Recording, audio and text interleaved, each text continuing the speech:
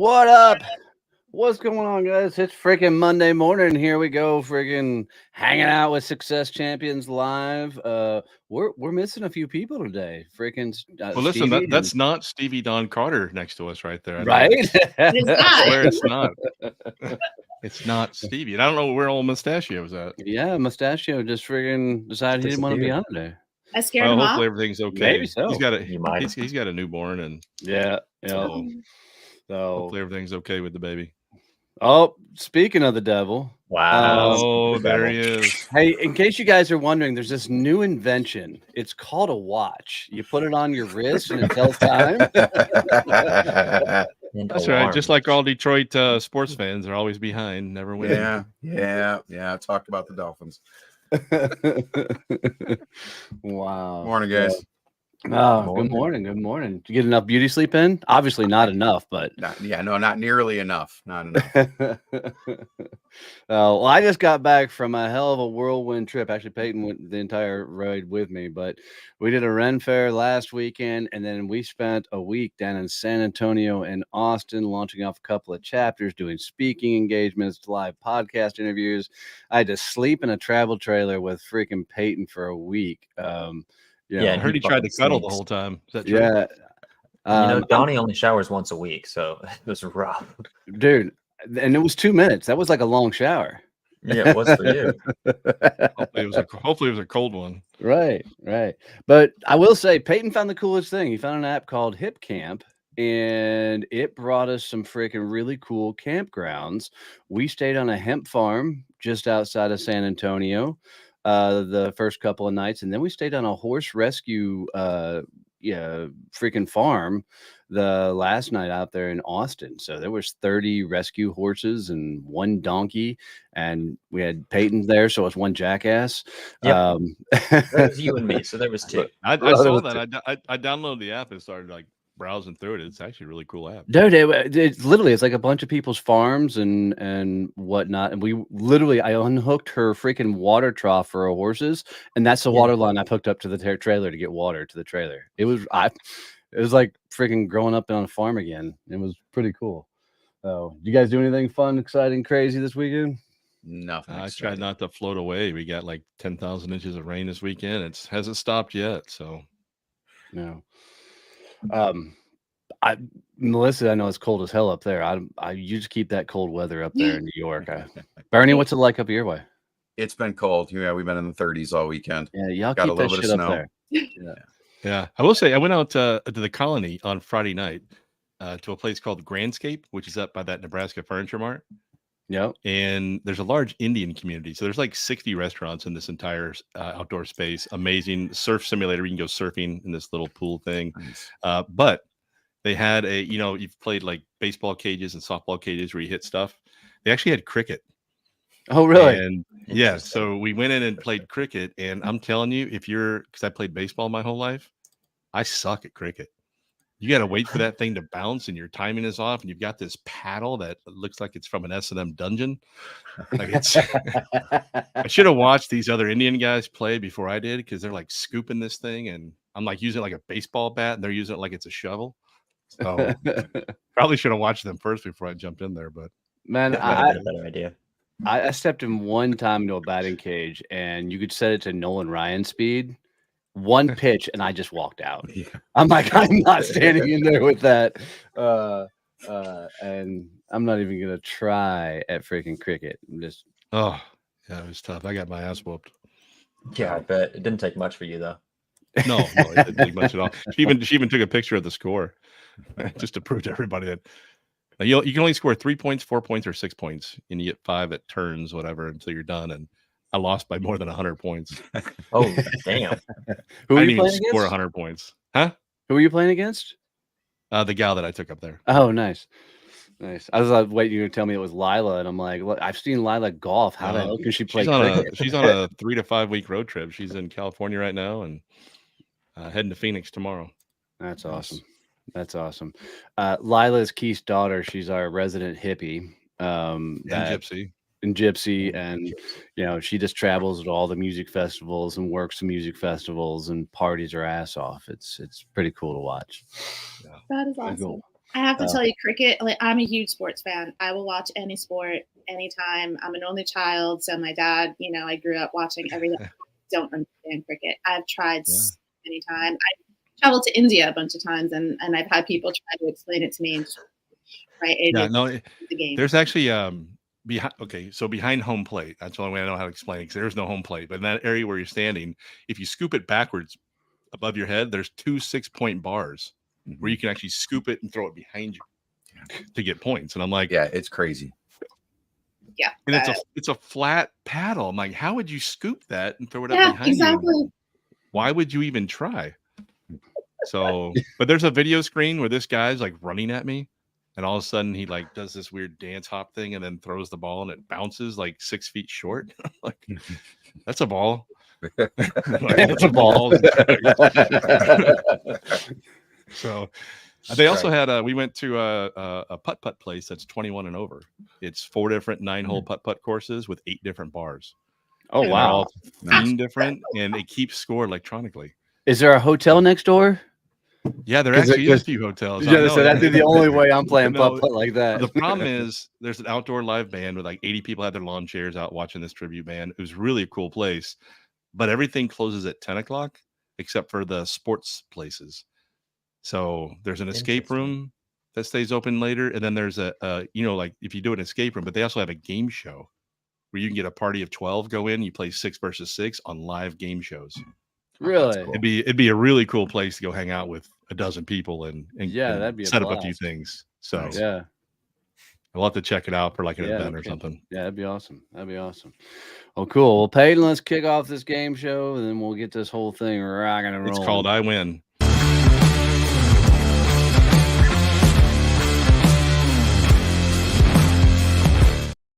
This is either going to go really well or really, really, really bad. That's exactly how I think. So this is going to be improv is what we're going to do. Yeah. We're going to attempt to. Melissa, please don't judge us by this segment. Not here. The 1 week Stevie's not here, we're going to attempt at improv. And she's already upset about it. I know the one actor amongst us. Yeah, exactly. Right.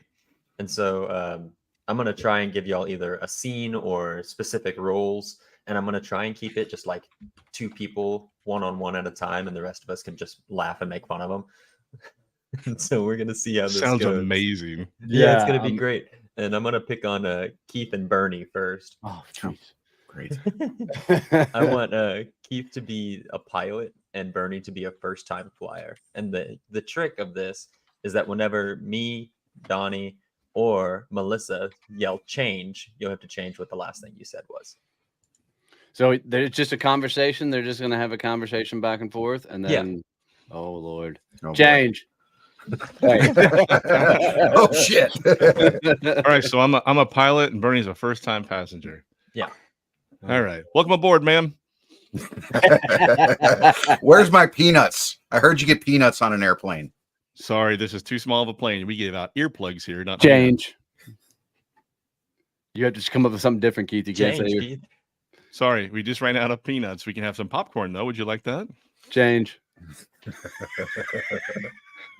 We just ran out of popcorn as well. Sit your ass down and shut the fuck up and enjoy the flight. I am paying for this first flight. How dare you? Change. I would love some pretzels then. Yeah. Sir, I see you booked our 3rd class economy. You're in the last row back by the toilet. Please don't use it for anything other than its intended purpose. Change. Oh, good Lord. That carry-on bag is way too large. You're going to have to take that back and have that checked. Change. Oh, Jesus Christ. Go to the back, sit the fuck down, and shut up and enjoy the flight. I'm going to stick this bag up your ass. You keep talking to me like that. Change. Can I have a pillow and blanket, please? You got it. Actually, the co-pilot didn't show up today. Would you mind flying up in the cabin with me? I'll give you a quick overview, and you can run the plane. Yeah, sure. I would love to. You know, I've never flown anything other than a kite. Change. Yeah, I'm going to fold up a paper airplane. I'll fly that. Oh my God. Yeah, I'm kidding, dumbass. Go sit down. Change. All right, we'll call that one scene. We'll call that the end of that one. Wow. That's a little tougher than you think. Yeah, especially when we keep yelling change in everything you say. Yeah, that was funny. I'm gonna put up Donnie and Melissa in this one. And I want Donnie to be a baker. Melissa, you're Change. gonna be the buyer or the person coming to purchase something from the baker. Okay. Oh Lord, here we go. Well, hey, welcome in. Now, what can I get you today? Ooh. I'm looking for a cake for my daughter's birthday. Change. I'm looking for some cupcakes for my husband's birthday. Change. I'm looking for some cookies for my sister's birthday party. Cool. What kind of cookies are you looking for? Change. Change. Cool. Would you like whiskey with that? Absolutely. What kinds do you have? We've got Jack, Jim, those are bourbons. Johnny Walker, those Change. are Captain Morgan's rum, vodka. I don't think tequila. vodka's a whiskey. I know, I've ran out of brand names. That's why I said change. All right, I think I'll go with some Jack, and then yeah, definitely want to look at your cookies. Like, so what kind of options do we have? Oh, we'll have Change. Mac and Definitely gonna go with the Captain Morgan, and let's talk about the cookies now. Rum balls. Cool. So we have rum balls, we have macadamia nuts, chocolate chip, freaking peanut butter, freaking ice cream sandwiches, and Change. I don't know what else. We have sandwiches as well. I just want cookies and rum. This is going to be a very high class party. I don't think we need any sandwiches. Cookies and rum sounds like mine kind of date. Can I come with you? Change. Absolutely. Oh, cookies Nope. and rum sounds like breakfast. Can I? I've already had my share for the day. Change. Cookies and rum sounds like my everyday diet. That would sound to be a great party. Okay. You are more than welcome to join us. Okay, we'll call that one. We'll Your call daughter's that one. birthday? No, this was my sister's hard birthday. one. We switched. Thank goodness. Okay. Not all that right. bad. Yes. Let's do Keith and Bernie this time, and y'all are walking through a haunted house. Oh Jesus! Bernie, Ooh. let go of my belt string.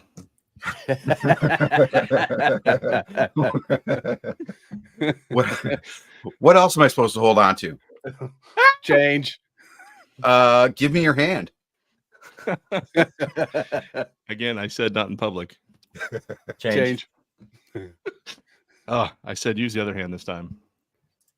Change. Grab me around the shoulder. I'm gonna hold you really close. Change. Did you shave today? Your hand's on my ass. So you're saying you didn't shave? Wonder what's around this Change. corner.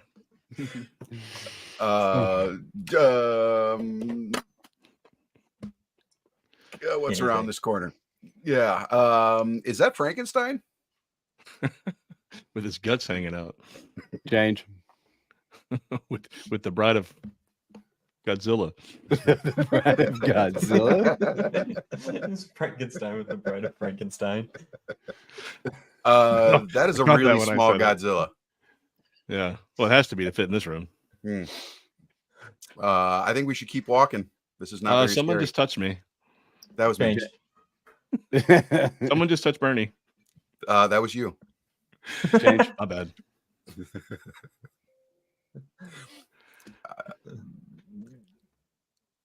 We can call it. We'll move on to the next one. Thanks, Peyton. Thanks, Peyton.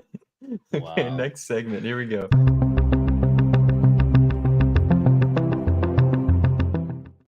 All right, that was a little tougher than I was expecting to get through those. Jeez, oh Pete. Well, y'all, welcome to the stage. A good friend of mine, it's been really, really cool playing on LinkedIn, and kind of the group of friends that we've put together on there and been hanging out with. But Melissa Cohen is one of my most fascinating people on LinkedIn. She does two things on LinkedIn that I freaking love. One is the 4 to follow, and then the quick snippets of quotes people do out there. I'm telling you, if you do not follow her on LinkedIn, you are missing out on a hell of an opportunity to get some amazing knowledge and meet some amazing and awesome people. Melissa, welcome to the show. Thanks for hanging out with us. Will you do me a favor and just do a quick overview of who you are, what you do, and then we're gonna freaking terrorize and interview the crap out of you. I gotta go now. I hear my mom calling. Change. I gotta go now. I hear my daughter calling. No, thanks so much for having me. It's super fun to be here. So I'm Melissa Cohen. I am an executive in the fashion industry, and my passion there is sustainability and making products that are better and better for the planet as well as the people who buy them. And yeah, I am absolutely a big fan of LinkedIn. I think it is truly the best platform out there. And as you were saying, like, I have just made incredible friends, incredible connections. And I like to say it's the world's greatest free education, because I truly believe that it is. And I think there's so much to gain if we are open to what the platform offers. So super excited to be here. Yeah, no, it's really, really awesome. I've got to understand though, why the hell is a fashion expert on LinkedIn? It's just not, when you think about people who are going to be playing on a LinkedIn platform, that's not the first people that are going to pop up in my mind to say, you should be on LinkedIn. I think everyone should be on LinkedIn, truly, because we all have. Wait, my mom is retired, lives on a farm, right? Should she be on there too? Absolutely. Why not? I think it would be fascinating. First of all, we would get more goat pictures, right? This is true. You have to assume there'd be more baby goats. She's got more time to put pictures up. I'm here for it. But yeah, no, I think everybody, listen, my opinion is everybody has something to share and everybody has something to offer. And, you know, I think LinkedIn has really evolved a lot from, say, like LinkedIn of 2015, or I looked at when I actually joined the platform, it was 2008. Yeah, I was clearly just a mere teenager. But you know, the platform's really evolved, right? And it's still a business platform, it's still a professional platform, but it's also a social media platform. And I think it does a really good job of blending those two things together. And so I think everybody's story is important, and I think that everybody has something to share, and we can learn from everybody. Yeah, no, I agree. I've been blown away of just my growth on LinkedIn, not only in the following, but professionally. I mean, and the things that I've learned.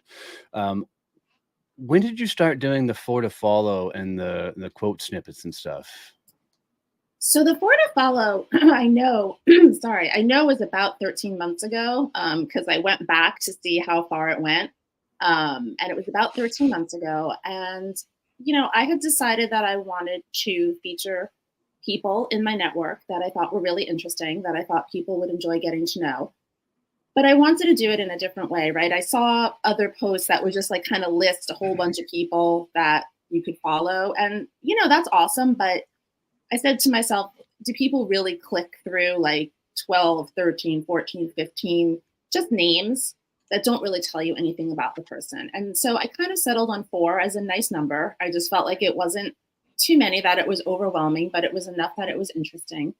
And I wanted to give a little bit of a preview of why I thought that person was interesting, what people might benefit from learning if they follow them. And so it just kind of started, and no one was more surprised than me by how popular it's become. It's actually super rewarding. I mean, I get the biggest enjoyment out of it. Like, people are so excited. Oh, no. You don't get the biggest enjoyment. Every time you posted my name or like one of my quotes or something like that, my follower count goes through the freaking roof. So it's like once a month, I'm like, please write something that Melissa's like, this is really, really good. What I thought was a cool thing from an outsider point of view is you're not just having 4 to follow that are typical business owners. The one I stumbled upon this morning was 4 kids in college that are just starting off on their career. And I'm like, this is the coolest thing I've ever read, because it's completely different than anything else as far as content wise on LinkedIn. Yeah. So well done. I was very interested in learning their stories. I love it. Thank you. So I can't even take credit for that one. One of my connections DM'd me and said, I love your 4 to follow. Would you ever consider featuring high school and college students?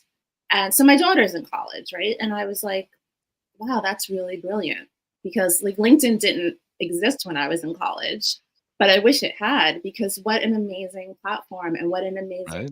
for young people to really build those connections. And so I said, absolutely. And because it's students, like I want to make sure they're comfortable with it. So I always say, like, have them reach, like, if you want me to feature someone in the college version, have them reach out to me and let me make sure they're cool with it. Which everybody has been, which is different than the grown-up 4 to follow, where I just pick the people myself. But I love the college one as well. And I'm really happy to hear that you do too, because I think it's super important that we empower and lift up that next generation, right? Because they're going to be taking care of us at some point. One of those things I think we can all agree, right? I wish this platform was around when we were in high school, college age, things like that. And we knew that this platform existed where we can reach out and get help, or people can reach out to us and help us, and just create that audience. So that was amazing. I loved it. Oh, thank you. No, I really appreciate it. And for me, it's so wild watching how much LinkedIn has changed since we got on the platform originally. I mean, back in the day, it was literally just, a place to park your resume. I literally, it wasn't until last year that I decided to really get active on the platform just to see what happened. And, the growth has just been absolutely wild. And, in Melissa, I'm sure you can, contend that we've met so many cool people that have formed relationships. Like, I feel like I could fly into town to a couple areas and say, hey, I'm going to be there. You want to grab a coffee or a cocktail or something? And, people are going to come out of the woodworks. It's so damn wild. 100%. I could rattle off like probably 40 people that I've either met in person or plan to meet in person. And it's exactly the truth. We connected on LinkedIn. It's a very genuine platform. I hate social media. Like, I'll be the first. I don't have Facebook. I don't have Twitter, right? I hate it. I don't enjoy it at all. And you're exactly right. Like, when I joined in 2008, I had the most bare bones profile. I didn't even have a picture. Like, I thought putting up a profile picture was so creepy. Like, why would I want a picture on the internet? Like, ew. I thought I was cool because I was connected to 300 recruiters. Right? They could see my resume in case I needed another job. That's what LinkedIn was. Exactly. That's what we did, right? You only connected with people in your industry, or you connected with recruiters, and you never had any kind of interaction. You never had any engagement. And, the first time I posted was in 2020. That was my very first post. It was a really damn bad post. Like, it was cringy. But it started me on this journey of realizing the power of the platform. And for me, it's the power of connection. I've made so many friends. I've gotten clients. I've done collaborations. Like, it's really whatever you make of it, right? It is a real opportunity. And it's just taking it and running with it, doing what you want to do with it. And I think it's truly the best blend of that, like, business and personal. That, to me, it's what social media should be, as opposed to a lot of the other things that it is. Yeah, because I don't care what people had for breakfast, and I don't care about your political point of view either, right? So one thing I like about LinkedIn is there's almost kind of like this lane that people try and stay within. Now, I do disrupt that a little bit by posting baby goats on Sundays, but and that's Melissa's fault, by the way. It's Melissa, Eden, freaking Aaron. There's a group of gals that literally came at me in the DMs in a fun way and just harassed the shit out of me until I started freaking posting baby goats. So, and aren't you glad we did? Dude, those posts blow the hell up. But I think it's amazing, right? You can do all this business content 6 days a week, right? And then 1 day a week, take a little bit of time for a little personal stuff, a little insight to who you are. And it's amazing. And it's done right. It's still not showing your political beliefs and religious, stuff. So it's well done. I love, there's a couple of pages I follow that post once a week. Same thing. They have a poll or something about a story about a human being. And it's amazing content. I love reading that stuff. I think you really hit the nail on the head, right? And this is why I love helping people with their personal brand and their LinkedIn presence. That's your brand, right? And it is the personal, because people want to work with other people, right? We want to know a little bit about you. And you're right. I don't want to know about your political views, because that always gets contentious. No matter what you say, you're probably going to annoy half of your audience, right? That's just the way we are as a country. We're a very divided country. And I want to know about what interests you. I want to know the fact that you have a farm and you have all these, I'm a city girl. I live in New York City. I would never in my life have a baby goat, but I think it is the most. You want one? I have some. I mean, I'll give you. I do. I want one. I just don't know what I do with it. Can you FedEx that? Right? How does that work? Ma'am, you have a delivery and it's making some noise. But that's fascinating to me, right? I mean, where else would I get to see that? And I will unabashedly admit I must have played that video that you posted the other day like 10 times because I just loved it. And the music is like the best, just the little soundtrack. Well, and the number of people that are sending me DMs or commenting that they're sitting down and watching these with their kids and stuff is just really, really cool to see, Melissa, I got a quick question for you. Sure. You spent a lot of time in the fashion industry, almost your entire career, a lot of it with Ralph Lauren. Yeah. So when I looked at that, I'm thinking The Devil Wears Prada. This is what her life has got to be like. Is that what it was like when you first started out? I mean, no and yes. Like, it's an industry that has very interesting personalities, for sure.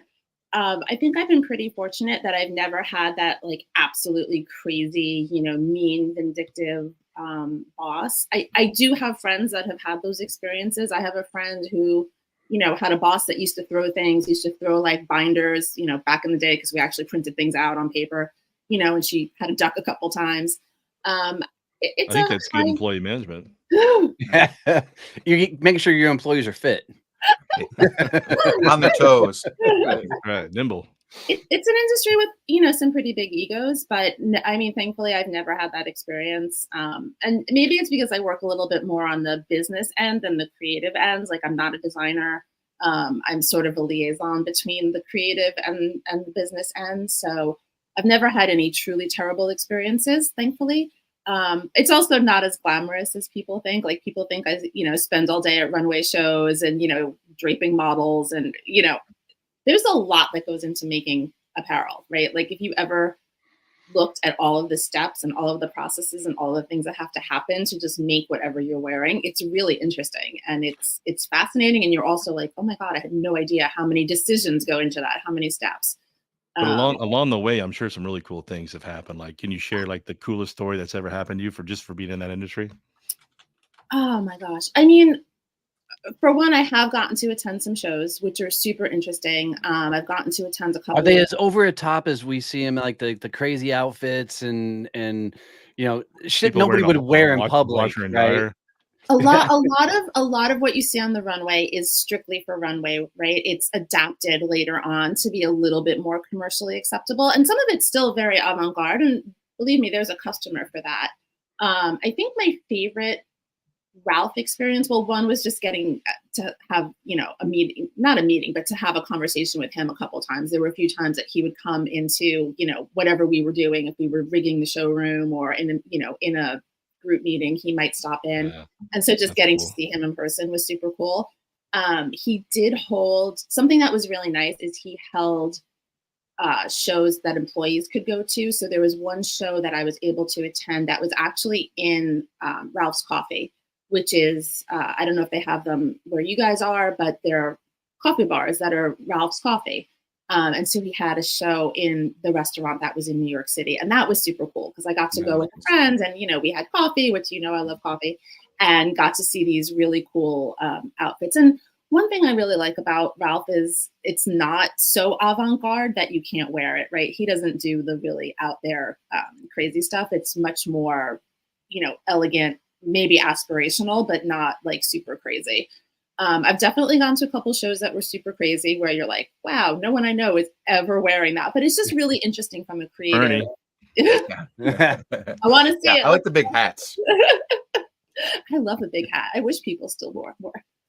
I wish people still wore hats. I think hats are like, a lost art, right? That whole art of hat making and ladies getting really dressed up and wearing hats to church or, to formal events. That's why I still kind of love like the British fascinators and things like that. I think are super cool. It's a fascinating industry. It really is. I think my focus now is just wanting to do better for the environment, wanting to do better. I want people to buy things that are made to last, right? Here's a sneak preview to a post I'm doing later this week about a gentleman passed away recently, and he was one of the old school tailors, right, who made custom suits. And you don't see that anymore, right? People want faster, they want cheaper, and there's a price that we pay for that, right? Things aren't Is made it to is last it the anymore. fact that people want that stuff, or the manufacturers cut corners so they can sell more product? It's a really good question. I think it's some of both.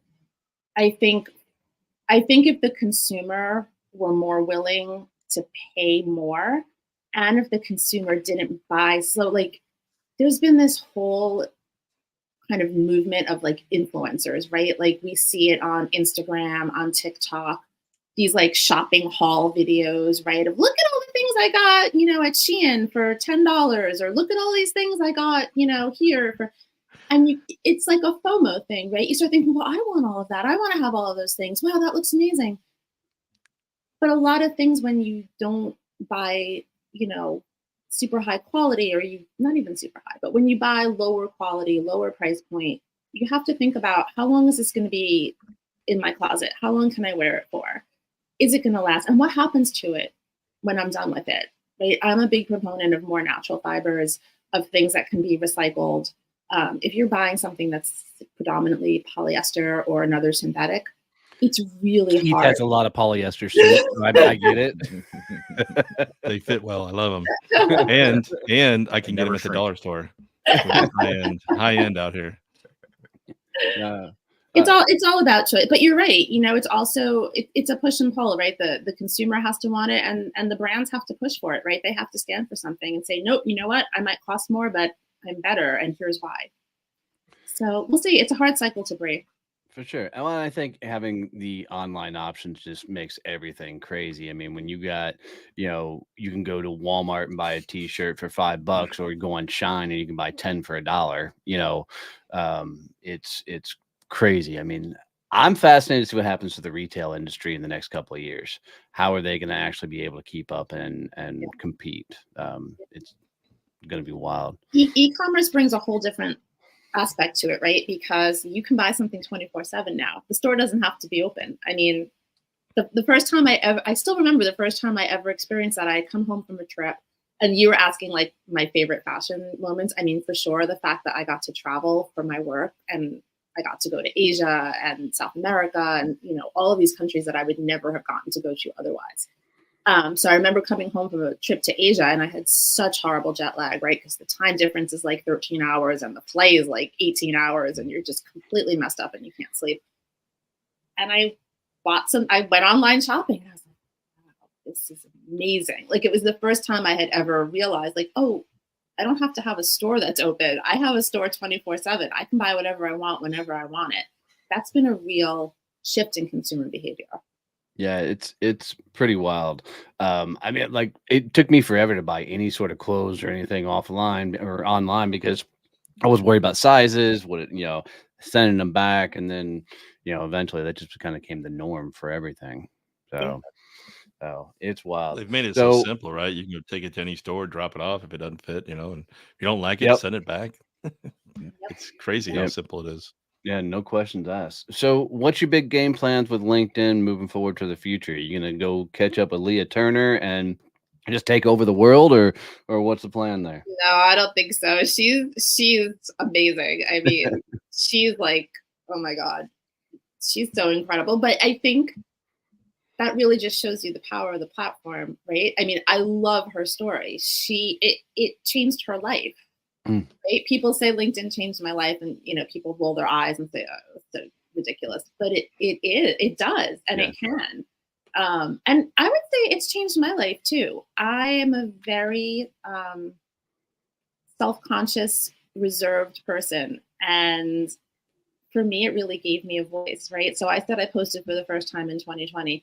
It's because I lost my job in 2020, and it was in the middle of the pandemic. I'm living in New York City. New York City was locked down super hard. Like, we had really severe lockdowns, and I was kind of losing my mind. I mean, going to the grocery store was both the highlight of my day and felt like this risky, crazy behavior that I didn't know if I was going to survive it. And LinkedIn just was this outlet for me. Like I said, I was never on social media. And I started to do it because I was like, oh my God, I'm going to have to really build a network, and I'm going to have to find a job. But it really gave me a voice. And it was kind of eye-opening to me that I had something to say. And it was even more eye-opening to me that people actually wanted to talk about it with me. Like it was really life-changing to me. It really gave me a voice and a lot of confidence. So my plan for LinkedIn is just to keep utilizing it, keep making connections and friendships, and showing other people that it's a really powerful platform. Yeah. So Melissa, after 4 years of being on there now, what would you say is probably your number one piece of advice for somebody who's just getting started? You know, they want to get out on LinkedIn, they want to start posting content, but they're not really sure what to do. What would be your advice? Just do it. Like, just start. It doesn't have to be this perfect post, right? I think everybody gets so hung up on, oh my God, is it going to be okay? Is the algorithm going to like it? Like, who cares? Like, yes, there's things you can do to make it better, right? And I'm happy to help people with that. That's, something that I do. But just post. It's okay. And you will get better. You will get better at it. You will understand how things work as you move forward. But if you never start, if you just listen to, like, there's that little voice in your head, right? That's like, oh, I can't do this. I can't post. Like, it's crazy. Just post. Nothing bad is going to happen to you. Actually, really good things are going to happen to you. And the other thing I would say, like, if you're really, really terrified of putting content out there, is comment instead. Right? Like, commenting feels a little bit safer. It feels a little less visible. But it's also the most powerful way to meet people. Most of the connections and friendships that I've made have actually, I believe, started in the comments, right? Somebody comments on something, you respond to the comment, and suddenly you're having this conversation. And I think that's a really powerful way to connect with people. And it doesn't require, either the visibility or the thought process of putting content together. Yeah, I was reading an article that made me think. I was trying to by psychology.org, and they put out a deal where they're really saying that the fastest way to grow on any social media platform, they put all the math and science behind it, is literally to engage with your first connections. So they say that if you go look at your first connections and see the ones that are like micro influencers of your connections, and you start engaging on their content, it's the fastest way to grow yours, because they already are following you, kind of endorse you, your brand. So their followers now see that you're engaging on their stuff, and more often than not, choose to follow you. And it's to your point of commenting has been my greatest strategy for growth on a platform, faster than anything else that I'm doing. No, totally. And I like what you said about micro influencers, right? I think people think that they have to comment on, the big guys' posts, right? And I get annoyed to put comment on their stuff. First of all, it's just going to get lost, right? And believe me, there are people on that platform that I admire. Really, I think, you mentioned Leah. She's a bit of an outlier in that I think she actually does really engage back with her comments. Yep. But she's one of very few, right? Yes. People of that size usually just don't have the time, or in some cases, and I don't know for certain, but I have to believe some of them outsource their stuff a little bit, right? Because there's just, if you're getting 1,000 comments on something, there's no way you're going to respond to 1,000 comments. Well, it's like I got a friend that's got a YouTube channel. They have a cheat sheet spreadsheet and a team of people that respond to comments on the YouTube channel. Right. But they have 400 some odd thousand followers, and they get a lot of the similar comments on there. So, they have 2 or 3 VAs that their only job is to reply to comments. I have to believe people do that, right? Because there's almost no other way. So listen, for sure, you can comment on those posts. And I will say, if somehow serendipitously you're one of the first people to get to that post and you can be one of the first comments, that's probably a golden opportunity to get some eyeballs on what you say. But that doesn't happen very frequently, right? Usually by the time you get to that post, it already has 400 comments. You're just going to get lost in there. Well, and I would add in there that if the influencer you're commenting on isn't talking about the similar stuff that you're talking about, you're not going to grab the right followers, which has been every time I've done it, I haven't picked up the right followers because I commented on the wrong influencer, if you will. Right. So. Right. And I think that's important, right? You can pick up followers, but what are they doing for you? Yeah. Are they helping you in some way? Are they your customers? Are they your clients? Are they people you actually want to talk to? If not, it doesn't really matter that much. 100%. Well, we could do this all day long, Melissa. I'm looking forward. So you guys don't know, Melissa is actually going to be at the Badass Business Summit with us, hanging out with Liam on stage, and we're going to throw her up there with a panel and them really freak her out.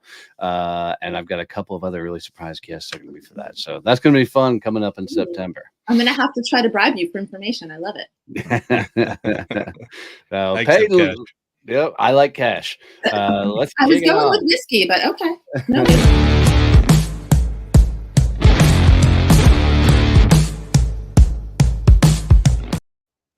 All right. Well, Peyton was yelling at me in the background to quit looking at my phone. I was pulling up all my pitch slaps for this next segment. So this is the segment where we go through and we read some of the funniest pitch slaps that we get from people. We don't tell the names and stuff, but man, and I tell you, my favorite person that's ever really done anything was Leah Turner when she got some horrible messages from dudes. Leah has no problem going straight to Twitter with pictures, copy, and everything else, calling out that individual and the president of their company and saying, "Yo, do you want your employees doing this?" So, which is awesome. You know, the pitch slap has changed a little bit in the last few months. Right, I'm getting less franchise ones. And now, like, my inbox is flooded over this weekend with people. Let me just read this. This is from, I won't say his name, but his no picture, and his title is Sales at Car Salesman. X. I probably got 15, 16 of these messages that are pretty much the same. Hello, this is my first time using a LinkedIn account. I saw your profile on the homepage and thought your resume was great and worth learning from. Can we make friends and exchange ideas? Oh, at least they didn't ask for your WhatsApp, because that's the one I'm getting that right now. Yeah. Yes, we can make friends. How do we do that? Is it like making babies? Right. How do you make friends? I mean, I don't know. So, but I've got a ton of those with the exact. It's funny, like people are copying and pasting this and throwing it in and just launching it out to the world. Well, I mean, So it I've used got to be like a you ton of said, the these. franchises are what we're doing it all, and there was the same message over and over. Have you thought about franchises? Well, then for me, it went to the Asian hookers. And dude, I'm getting them in droves. I don't even keep that, Joel, making friends, but and let's be friends. Or you get somebody that doesn't fit the language they're typing in their outreach. So they look one way, but then the message they typing is let's make friends type stuff comes through. And then you go look at their followers just to make sure. And then there's like 2 followers. I think this one might have come from one of Melissa's friends. It says fashion consultant. What? Again, no picture, and it says, "Hi, your smile is so sun healing. I imagine you must be a very positive person, and it always makes a good impression." Thank you. At least my friends are polite and complimentary. You're polite. Love it. Hold on, where I had this one. So this one I got the other day. It says, "I'm sick and tired of sales bros. Every corner of the internet has somebody trying to sell you their secrets to business success. The truth is there are no secrets, and anybody looking for them is going to be disappointed. If now that we've settled that, are you looking to get new clients for your business?" So I hate sales, bro, and now he's fixing to pitch me. If so, I'll be sharing my playbook and exactly that in an upcoming webinar. The goal: stop relying on referrals. The title: I need clients like yesterday. If that resonates with you, come hang with us on Zoom for 30 minutes. I promise to give you real value and no fluff. Do you hate getting pitched? Well, just wait. Come on, Let me pitch you. Clearly, they really researched your profile, Donnie. I'm telling you. So, Melissa, I'm curious, do you get as many like cold outreaches to help you grow on LinkedIn? I get a fair amount. I mean, I think my absolute favorite weird DM, it's very consistent. I get it from a fair amount of people. And it just is, "Hi, dear." That's it. What am I supposed to do with that? I'm sending you a message right now. I mean, you will. All 3 of you are going to be like, "Hi, dear." Hi, dear. I mean, what am I supposed to respond to that? So I don't. But it's just very weird. And I have a feeling if I did respond, which I would not, it would just go in a creepy direction really fast. Reply back and say, I would appreciate if you'd address me as reindeer. That would be Rudolph to you, my friend. Yeah. There's a few times, Donnie knows, every once in a while I'm just in a bad mood, right? And I'll just go after the person. I've And literally I'll had people lie send about me it. messages and say, "Is Keith your brother?" And I'm like, "Yes." They're like, "Do you know how he's representing your company?" And Keith's already sent me the messages and stuff. I'm like, "Absolutely, I do." Catch me on a bad day in a bad mood. And I just go after these people and just rip them. It gets old, right? So people, there's no picture and there's no profile. It's it's spam. You just delete it, right? But when it comes from somebody that does the whole thing, right? Do you hate being pitched? Well, hang on, because I'm about to pitch you, right? And I'm like, all right, stop, dude. But Please my stop. pitch is special. It's different. Yeah. Well, those are the ones that have clearly not even taken a minute to see what I do, right? Because they're pitching me on something that has nothing to do with anything that's in my profile or that I've talked about or that I've ever shown the slightest interest in. And that to me, it's just, you're just I'm going gonna start replying to these people now and just say, "Hi, dear." Well, see what they come back with. And I've got a pretty good rhythm. Like when somebody connects with me, I got a process I go through, and almost always the first question I'll say is, "Hey, how did you get in? What do you do?" Or tell me your story, right? Because I want to get a dialogue going. This is one that I had an interaction with somebody who is a 2-time Inc. 500 CEO, in their title. And I said, "Thanks for connecting, so and so. Tell me a little bit about your world." And his reply was, "Perhaps you should look at my profile." And I replied, "Perhaps connect and strike up a conversation." He goes, "Sounds good. It's best to do that after you look at my profile." I'm like, well, you could tell a lot about a person by how they start a conversation. Good luck. Yeah. Listen, I paid 15 grand for someone to build that fake profile. Please go look at it. Right. 2-time CEO of Inc. 500 companies. Yeah, those are both online companies based in China. And they were Inc. 500 in some small third world country. Yeah.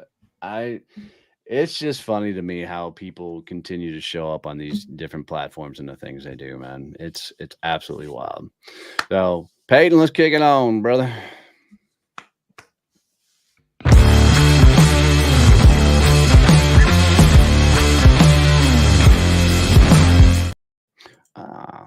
Cool. So share screen. Dun, dun, dun, dun. Let me get over here really quick. Forgot we were I'm doing here, this. I swear. I'm here, I swear. Oh, live TV there, damn it. 2 seconds and it'll be set up. I'm going to teach her really, really fast. Hopefully, really fast. Talking about his gender transition. Yes. Dun, dun, dun, dun. Share screen. Hopefully, this works really well. Oh my gosh. I know it's awesome, right? So I'm going to do a really, really quick rundown. So each section, people keep telling me to do more freaking drawings. So I'm going to break down DISC, which is a personality profile, in just a few seconds and teach you really quick how to identify people, how to communicate with people, and how to use it very, very effectively for networking as a whole. So DISC is a personality profile. There's 4 areas. Top right is D, then you have I, you have S, and then you have C. Right? Just 4 personalities. We all fall in there in some regards. The D stands for dominant, right? And I'm just going to use people that these categories, like famous people. I'm not talking politics or anything, but I use these outliers to freaking really get people to understand these personalities. So if you're a high D, which is my personality, you're someone like a Donald Trump, right? And I'm not talking politics. I'm literally just talking about the personality type. So your high Ds, if you look at the negative side of things, they're very direct, blunt, harsh. They don't care a lot about people. If you look at the positive side of things, your high Ds are very driven. They're goal oriented. They're huge risk takers, right? They just get shit done. If you go down to the bottom right and you look at your eyes, your influencers, now you're looking at somebody. My favorite person to use is Robin Williams, right? So if you look at somebody like a Robin Williams personality type, on the negative side of things, they never turn off. They're always on, right? It's always about them. They have to be center of attention, and they need all eyes on them at all times. If you go over to the S on the bottom left-hand side, now you got somebody like Mother Teresa, who is now Saint Teresa. But if we think about somebody and with her personality type, if you look on the negative side of things with Mother Teresa, now you've got somebody who is easily walked on, is easily taken advantage of. They're always about other people. They never take care of themselves, right? But if you look at the positive side of things, they're always caring for others. It's always team. They're always, making sure everybody gets to play and participate and be involved with things. If you look at the top left box, you have Sheldon from The Big Bang Theory, who's my favorite one to use here. And if you look at somebody with that type of personality type, now from the negative side of things, they're very cold. They don't care about people. If there's rules, they're going to follow it, and everything is black and white in their world. If you look at the positive side of things, they're very calculated, right? They're very, put together. Everything is going to be done in facts and figures and numbers, and usually is going to be done right. So it's really important to understand where we fall at on this chart. But it's more important to understand where other people fall at on this chart, because communication, sales, networking is all about how do we actually identify who we're talking to and communicate to them how they want to be spoken to. And what we often do is we talk to people how we want to be spoken to. And when we do that, we talk at people and not with people.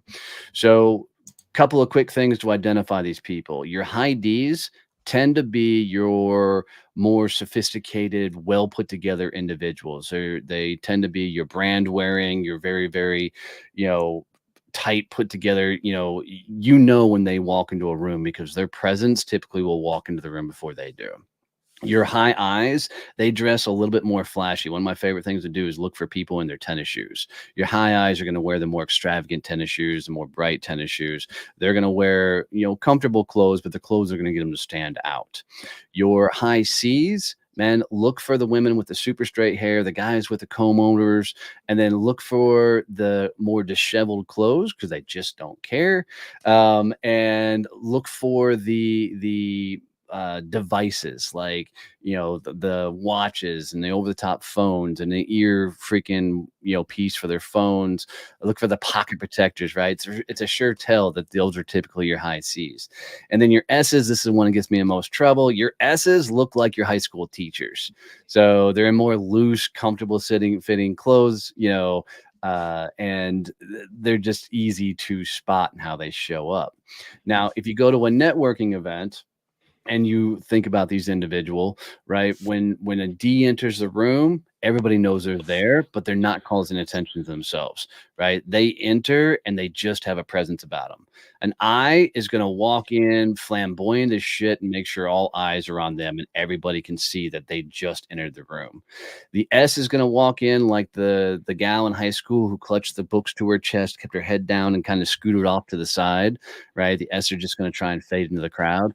And you'll never see the C's enter a room because they are just going to go in and go straight to a wall or corner and freaking, try away from everybody. So another fun way is if you're on the phone and you need to try and identify these people, ask for directions. And this is my funniest thing in the world. So if you ask for directions and it's a high D is going to say, Google it. Right? They're not going to give you any directions, any information, just Google it. A high I is going to tell you how to get. They're going to share like all the fun experiences along the way. Like, oh, we're at this bar. We had this great party, right? They're going to give the experiences. The C's are going to give you a detailed step-by-step. Go 100 feet this direction, turn right at the blue sign, go 35 steps that way, right? And it's going to be detailed. The S, if you ask for direction, they're just going to come pick you up, right? And say, let me help you get there. Or they're going to give you, like a Google map and be like, call me on the phone. Let me, the whole way. I'll make sure you get here okay, right? Once we identify these people, we have to be able to talk to them very specifically. So, like, for instance, imagine Robin Williams trying to sell to Sheldon, right? How's that going to go, right? It's not going to go well. Same thing, Donald Trump trying to talk to Mother Teresa is not going to go well either. We have to adjust to the people we're talking to. and be able to, talk to them effectively. So if I'm a high I, which I'm not, but if I am a high I trying to talk to a Sheldon, I have to slow down my rate of speech, right? I have to think about more facts, figures, and the likes. Same thing if I'm a high D trying to talk to a Mother Teresa.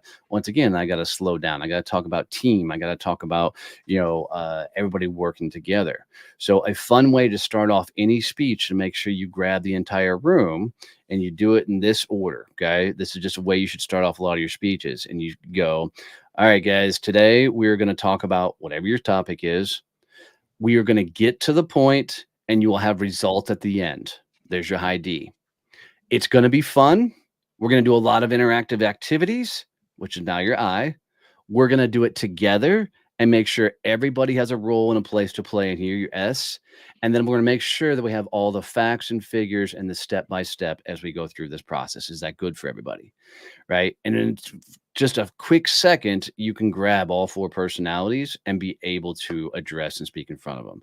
So, but last tip on this, if you're out networking, whether you're introvert or extrovert, go find the high C sitting on the wall. And that's the first person you should go talk to, because most times they are a decision maker inside of a company and they are trying to network, but they're scared to death to go out and do it. So go rescue them, go save them, and it will do a ton of very, very cool things. So there it is, down and dirty disc on a freaking Monday morning. So if you guys want deeper on this, I just released a video on YouTube where I go into this a hell of a lot more in depth. So just look up Donnie Boving on YouTube, and I released a whole video on this. Let's do announcements. What do you guys have coming up this week? Workshops, any sort of events and the likes coming up? Jesus. Wow. And Peyton, I'm giving you a raise. If anybody knows of a good show producer, we were in the market for a new one. Well, I don't have anything coming up this week, but throughout the month of April, I've got several both free as well as paid webinars that are going to be coming up. One is on top 5 reasons commercialization efforts often fail. I got another one on enablement within organizations. Some really cool stuff coming out with some really great speakers. So if you're not connected with me on LinkedIn already, check it out. Come see some of the events. That's awesome. Coming up a couple weeks now, April 11th, a good friend of mine, Carl Richards, is doing a great live show about if you've ever wanted to start a podcast or start becoming a guest on podcast. They are teaching a 90-minute interactive section on that. So you can find me on my LinkedIn profile, find the events tabs, and you'll see that on there. So I can't wait to see that event. Also, the Badass Business Summit's coming up, which Donnie just dropped the links in there. September 18th to the 20th, right here in Fort Worth, Texas. And all 4 people on screen will be here. The guy behind the screen hopefully will not. And then on April 12th, I have Effortless Networking. It's a workshop for your financial sector. So your CFOs, your CPAs, accountants, and the like. We just did this one on the way down to Austin. First workshop I've ever conducted from the cab of my truck, which was an interesting learning experience. But it was well received enough that we're going to do it again. So nice. That's awesome.